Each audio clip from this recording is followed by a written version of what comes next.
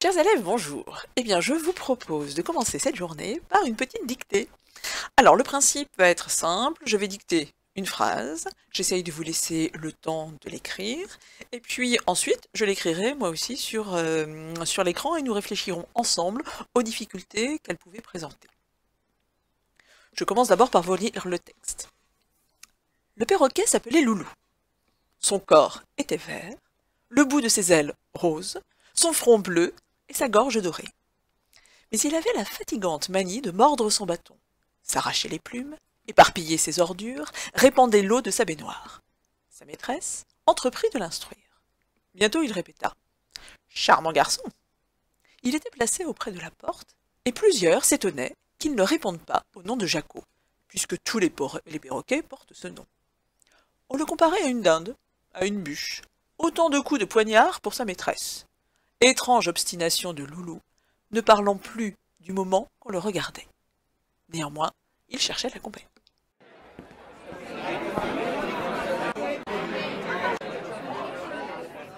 Alors, je vous dicte la première phrase.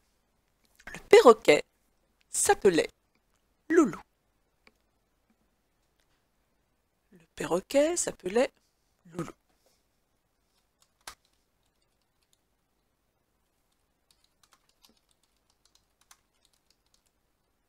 Point. Sur cette phrase, pas de difficulté particulière, encore faut-il savoir écrire correctement le nom perroquet. On pense bien aux deux R de perroquet. On pense également à la terminaison en QUET, pour le nom perroquet. Et puis surtout, le verbe s'appeler. Je vous rappelle que le verbe s'appeler s'écrit avec deux P, mais un seul L. Tout simplement parce que ce mot, enfin le E de s'appeler se prononce E, s'appeler, qui nous indique qu'il ne peut être suivi que d'une consonne simple et non d'une consonne double. Je me pose la question, enfin je cherche à savoir qui est le sujet de s'appeler, c'est qui s'appelait, c'est le perroquet s'appelait Haïti. Phrase suivante. Son corps était vert, virgule. Son corps était vert, virgule. Le bout de ses ailes, rose, virgule. Le bout de ses ailes, rose, virgule. Son front bleu, virgule. Son front bleu, virgule. Et sa gorge dorée. Point. Et sa gorge dorée. Point.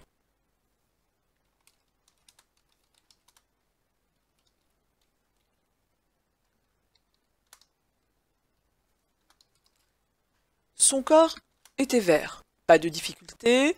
Encore faut-il bien se rappeler que le mot corps vient du latin corpus, un mot qui, en latin, se termine par un S et qu'il a conservé dans l'orthographe aujourd'hui. Donc le nom corps s'écrit C-O-R-P-S. Était vert, c'est quoi qui était? C'est le corps, donc était, a été, le verbe est à l'imparfait. Et l'adjectif vert, c'est quoi qui est vert? C'est le corps, donc l'adjectif s'accorde au masculin singulier, V-E-R-T. Le bout de ses ailes, rose. L'orthographe de bout, B-O-U-T, pas de difficulté. De ses ailes, nous comprenons bien que ce C, S-E-S renvoie au perroquet, hein, ce sont les siennes. Il s'agit d'un déterminant possessif, donc C s'écrira S-E-S. On n'oublie pas de mettre un S à L puisque c'est un nom au pluriel. Et l'adjectif rose, je dois bien réfléchir et savoir à quoi se rapporte cet adjectif. C'est quoi qui est rose? Ce ne sont pas les ailes, c'est le bout des ailes qui est rose. C'est la raison pour laquelle rose s'écrira au féminin, au masculin, pardon, singulier, avec un E. Son front bleu, pas de problème pour front. Là encore, mon adjectif bleu, je me demande ce qui est bleu. C'est quoi qui est bleu? C'est le front.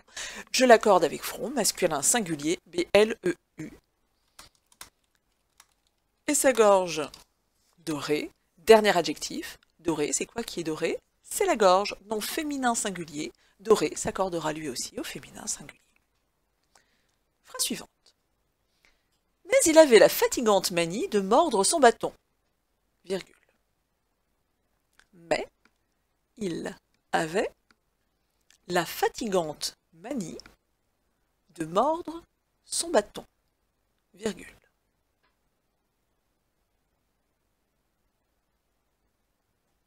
Mais il avait la fatigante manie de mordre son bâton. Virgule. S'arrachait les plumes.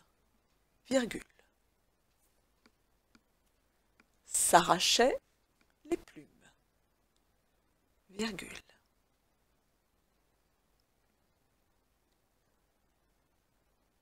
Éparpillait ses ordures. Virgule. Éparpillait ses ordures. Virgule. Répandait l'eau de sa baignoire. Point. Répandait l'eau de sa baignoire. Point.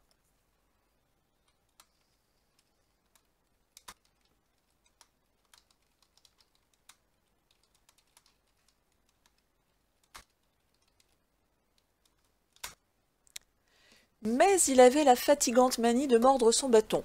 Pas de difficulté particulière, on pense à la conjonction de coordination mais, M-A-I-S, qui marque l'opposition ici. Il avait, c'est qui avait, c'est il, c'est toujours notre perroquet, donc avait, a été, troisième personne du singulier. La fatigante manie, on fera attention, fatigante ici est un adjectif. En tant qu'adjectif verbal, je ne dois pas mettre de U après le G, d'autant que fatigante, G plus A, ça fait naturellement le son G, donc je l'écris A-N-T-E à la fin. Manie de mordre son bâton, le seul problème serait l'accent circonflexe sur le A de bâton. Vous connaissez un mot de la même famille que bâton, une bastonnade, une baston par exemple, qui nous révèle que il y a fort longtemps, il y avait un S juste avant le T, qui a été par la suite remplacé par l'accent circonflexe. S'arrachait les plumes. On n'oublie pas les deux R à s'arrachait. C'est qui s'arrachait? C'est le perroquet, donc AIT. Les plumes, il en a plusieurs, je n'oublie pas le S du pluriel. Éparpillait. Je sais écrire le verbe éparpiller, qui s'écrit comme ça se prononce. Et c'est qui éparpillait? C'est notre perroquet. Donc toujours troisième personne du singulier, AIT. Ses ordures, ce sont les siennes, ce sont les ordures qu'il répand, qu'il éparpille. Donc c'est SES, je n'oublie pas le S à ordure. Et ce perroquet décidément bien indiscipliné répandait l'eau de sa baignoire. C'est qui répandait? C'est le perroquet, AIT. L'eau de sa baignoire. Pas de souci, on ne se trompe pas dans l'orthographe de baignoire, B-A-I-G-N-O-I-R-E. Sa maîtresse entreprit de l'instruire. Point. Sa maîtresse entreprit de l'instruire. Point.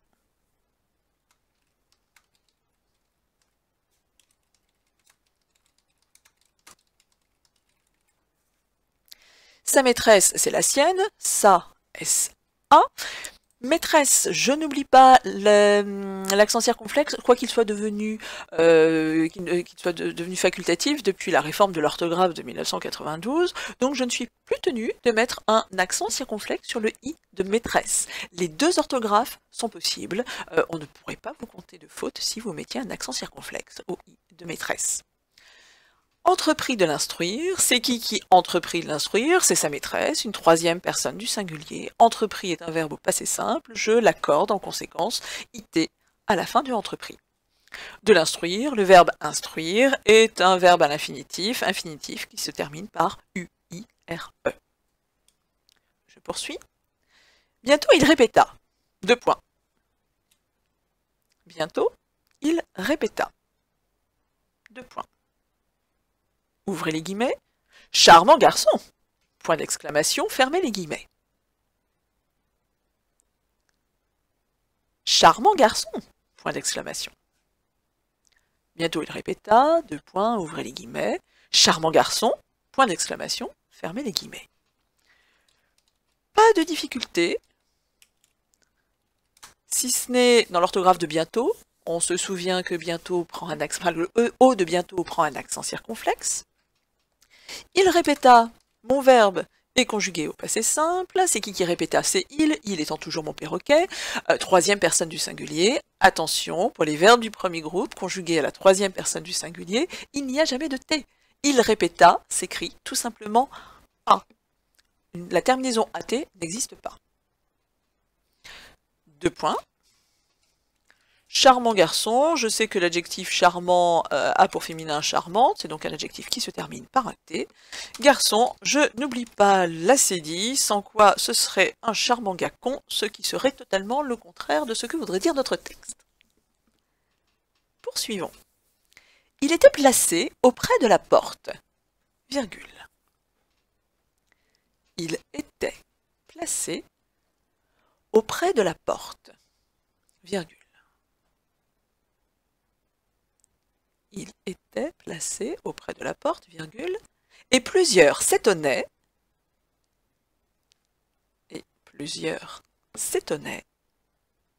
qu'il ne réponde pas au nom de Jaco, virgule. Et plusieurs s'étonnaient qu'il ne réponde pas au nom de Jaco, virgule. Puisque tous les perroquets portent ce nom. Point. Puisque tous les perroquets portent ce nom. Point. Puisque tous les perroquets portent ce nom. Point. Je reprends. Il était placé. C'est qui était placé? C'est toujours notre perroquet. Était troisième personne du singulier. A été. Placé. Mon verbe est au participe passé. C'est qui est placé? Toujours mon Jaco, mon participe passé, s'accorde avec il, dans la mesure où il est employé avec l'auxiliaire être. Placé s'écrira et. Attention, hein, pas de cédille à placer, dans la mesure où C plus et fait naturellement le son se. Auprès, en un seul mot, de la porte, pas de problème. Et plusieurs, s'il y en a plusieurs, c'est qu'ils sont nombreux, donc plusieurs s'écrit toujours avec un S, et ces plusieurs-là s'étonnaient, c'est qui s'étonnait? C'est plusieurs, donc s'étonnait doit s'écrire à la troisième personne du pluriel, la terminaison à l'imparfait sera A-I-E-N-T, c'est un verbe pronominal, donc S apostrophe, qu'ils ne répondent pas, qui doit répondre ici?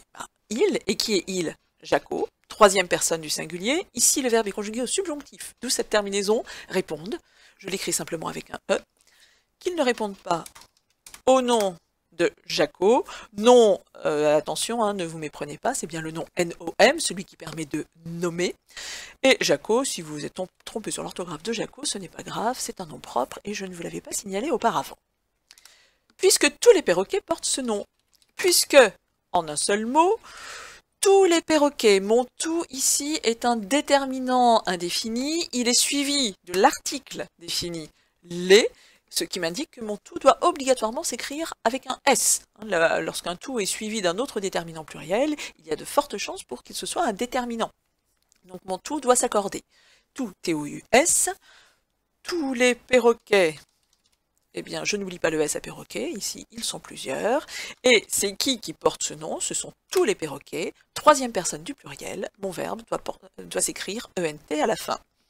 Il porte ce nom-ci, il porte ce nom-là, il porte ce fameux nom. Ce c'est un déterminant démonstratif. C'est donc le ce que j'écris CE. D'autant que ce est suivi d'un nom, il n'y a aucune raison pour qu'il s'écrive autrement. Puisque tous les perroquets portent ce nom. Je poursuis. On le comparait à une dinde, virgule.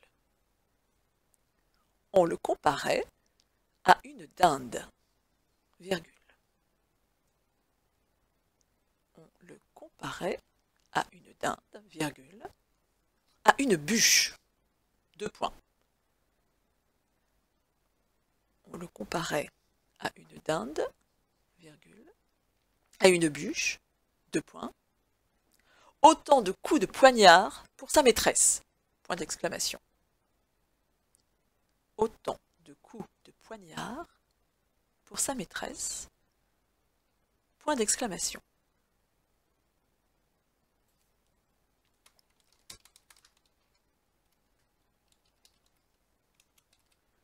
On le comparait, ce on et le pronom personnel indéfini, on, qui va être sujet du verbe comparer. Hein. C'est qui le comparait? C'est on. Mon verbe doit s'accorder à la troisième personne du singulier, de l'imparfait. Donc comparer a été. On le comparait à une dinde. Pas de problème, vous savez tous écrire dinde. Vous avez bien pensé à l'accent sur le A, il s'agit de la préposition et non du verbe avoir. Donc, on le comparait à une dinde. À une bûche, même chose, à préposition, et bûche prend un accent circonflexe, mais lui aussi, depuis 1992, peut très bien s'écrire sans l'accent circonflexe. Il fait partie des mots qui ont été modifiés à la suite de la réforme. Autant de coups de poignard. Autant de coups de poignard. Coup de poignard, ici, est à entendre au pluriel. Il y a plusieurs coups. Autant de coups, c'est le coup que l'on donne, hein, ce coup-là s'écrit avec un P, c'est O-U-P-S, de poignard. Alors, l'auteur du texte l'écrit avec un S, néanmoins on pourrait aussi considérer qu'un seul poignard peut donner plusieurs coups, donc on accepterait un singulier pour poignard. Si vous avez écrit poignard sans S, vous avez juste. Donc, autant de coups de poignard. Pour sa maîtresse, j'ai déjà commenté le mot maîtresse, je ne reviendrai pas dessus. Poursuivons. Étrange obstination de Loulou. Étrange obstination de Loulou, virgule.